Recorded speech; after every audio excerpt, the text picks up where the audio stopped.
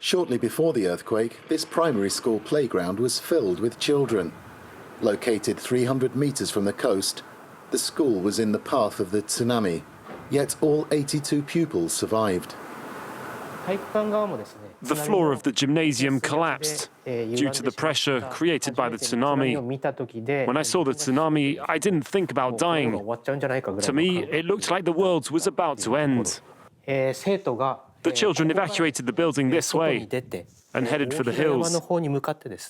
It was only when we were there that we could be sure that all the children were safe. It was a miracle. Located 6 kilometers from the stricken Fukushima Daiichi nuclear power plant, the school was abandoned after residents were ordered to flee the area. For 6 years, nobody was allowed to return to the school. In 2019, local authorities decided to turn it into a memorial to the disaster. We want to keep the building in this state to convey the importance of preparing for earthquakes.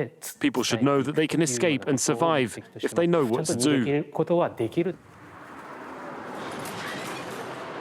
The quake's destructive power is clear in this video footage from the airport in Sendai, a major city close to the epicenter.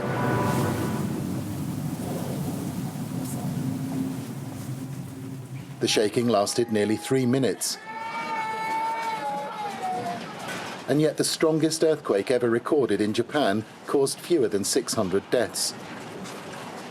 The tsunami, by contrast, killed 30 times as many people.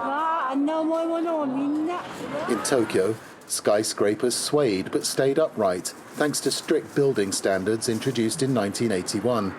Tokyo Skytree, the second tallest structure in the world, exemplifies Japan's emphasis on earthquake resistance. The core of the 634-meter structure contains an enormous pillar that reduces the vibration caused by an earthquake. You can see the rubber sections on the foundations. They ensure that this pillar isn't affected during an earthquake. Giant shock absorbers installed beneath the building and others connecting the core pillar to the external structure help reduce the force of the vibrations by dissipating the energy they produce. The image on the left shows how the pillar makes Skytree more stable. Without it, the building would be far more susceptible to serious damage. This structure makes it possible to reduce seismic shocks by around 50%. Even if a very strong earthquake should strike Tokyo, we believe Skytree will be able to withstand it. Thousands of sensors installed across Japan warn people of an impending earthquake, giving them between 10 and 20 seconds to take cover or exit a building.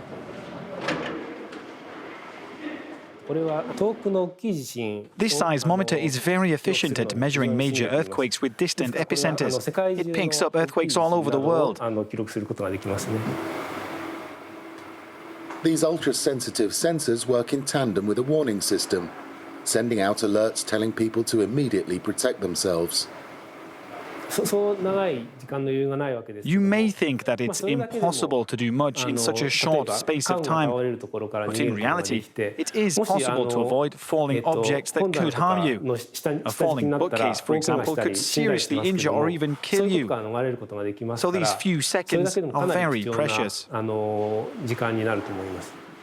In March 2011, the same disaster prevention measures brought the bullet train network to an immediate halt, preventing trains from potentially leaving the track at speeds of up to 300 kilometers an hour and saving the lives of thousands of passengers.